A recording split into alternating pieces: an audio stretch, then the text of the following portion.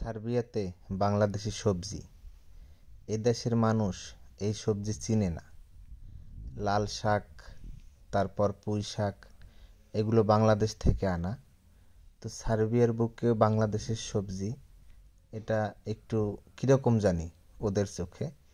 তো আসসালামু আলাইকুম বন্ধুরা, আমি রনি, আপনারা দেখছেন সার্বিয়া থেকে।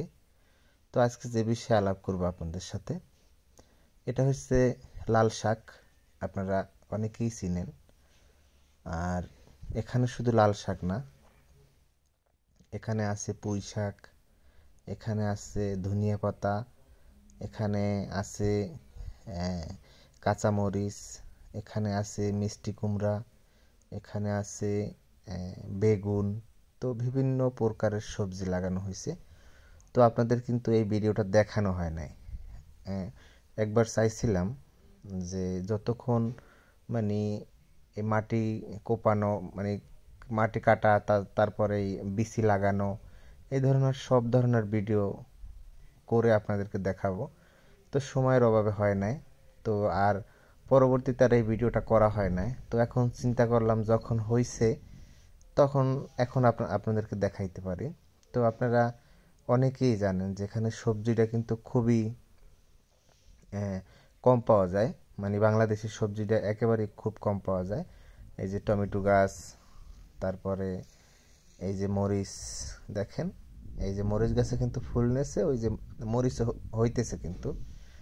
ইনশাল্লাহ আর বেশি দিন বাকি নাই, হয়তো আর কিনে খাওয়ার দরকার হবে না, আমরা নিজেরা আমাদের নিজের ক্ষেতের সবজি খেতে পারবো।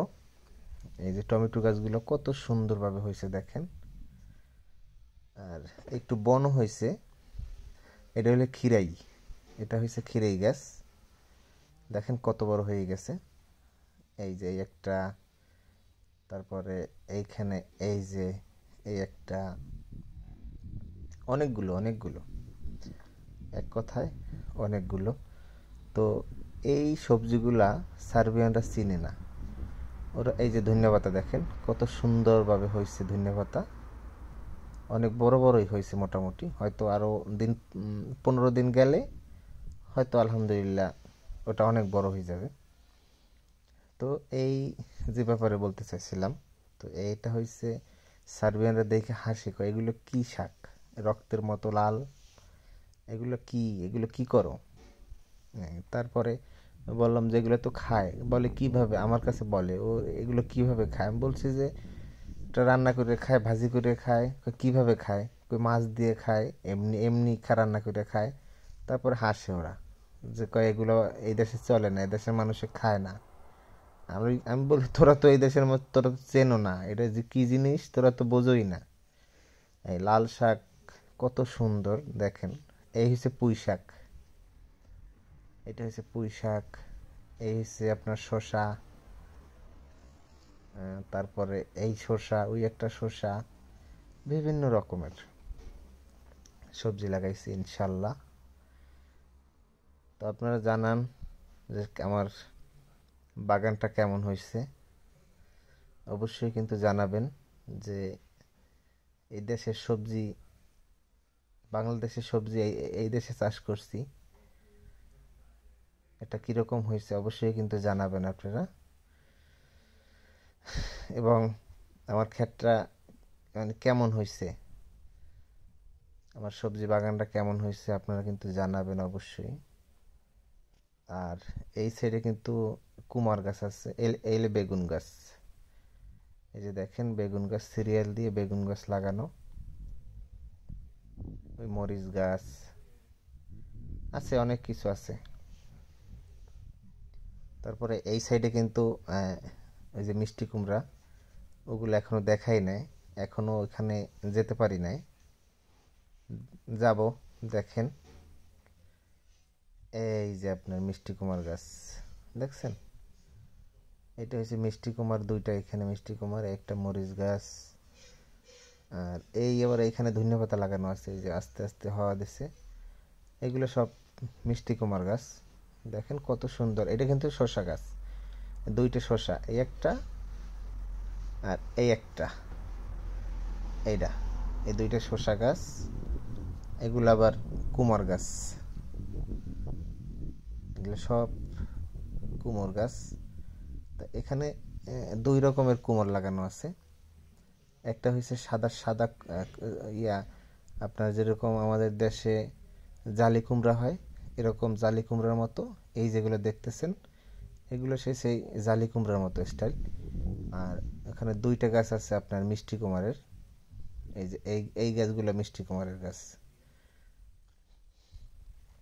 এবং গাছে কিন্তু হয়েছেও কিছু কিছু ফল গাছে ধরছে।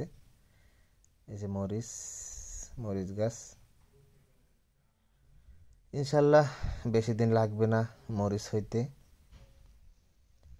তো আলহামদুলিল্লাহ খুব খুশি যে এত সুন্দর সবজি হয়েছে। আর এগুলো কিন্তু অবদান পুরোটাই মাহফুজের, কারণ মাহফুজ সবজি নিয়ে আসছিল দেশ থেকে, সবজির আপনার বিচি নিয়ে আসছিল।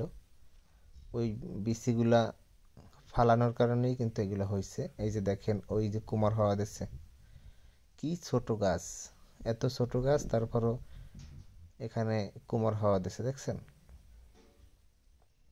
এই যে ওই যে কুমার হয়েছেও ইনশাল্লাহ, বেশি দিন বাকি নেই আর, খেতে পারবো যদি আল্লাহ চায়। এই যে কত সুন্দর দেখেন। তো আপনাদের কেমন লাগছে ভিডিওটা অবশ্যই ভালো লাগলে অবশ্যই জানাবেন। ভালো লাগলে আইডিটা একটা ফলো দিয়ে দিন, ফলো দিয়ে পাশে থাকার চেষ্টা করেন। এটা পুঁই শাক। তবে আমার এখানে যতগুলো হয়েছে সবচেয়ে আমার ফেভারিট হয়েছে আপনার ধনিয়া পাতা। ধনিয়া পাতাটা আমার কাছে খুব ফেভারিট।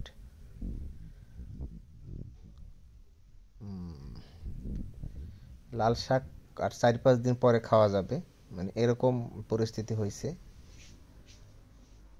ইনশাআল্লাহ দেখা যাক কি করা যায়। তবে ফালানোটা একটু বেশি হয়ে গেছে, একটু কম ফালাইলে ভালো হইতো। তো এটা হচ্ছে আমার বাসা, মাথার উপরে আঙ্গুল ফল গাছ।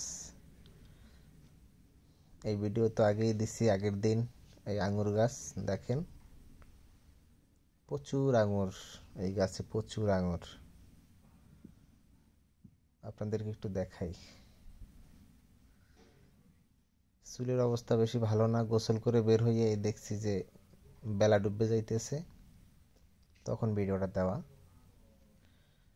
এই যে দেখেন আঙ্গুর, পরিবেশটা অনেক সুন্দর।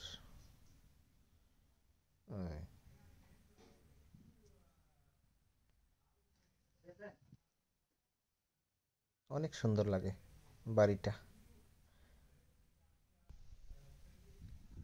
তো আবার চলে আসলাম এইখানে, দেখছেন টমেটো গাছে ফুল নেছে। গাছ কিন্তু একেবারে ছোট, বেশি বড় না, তারপরে ফুল নেছে। আর লাল শাকটা ফালানো মনে হয় একটু বেশি হয়ে গেছে, মানে লাল শাকের বিচিটা ফালানো একটু বেশি হয়ে গেছে, এর জন্য হয়তো বড় হইতে একটু দেরি হইতেছে সম্ভবত। আর এই পুঁই শাক আর আপনার অন্য অন্যগুলো কিন্তু কম ফালানো হয়েছে।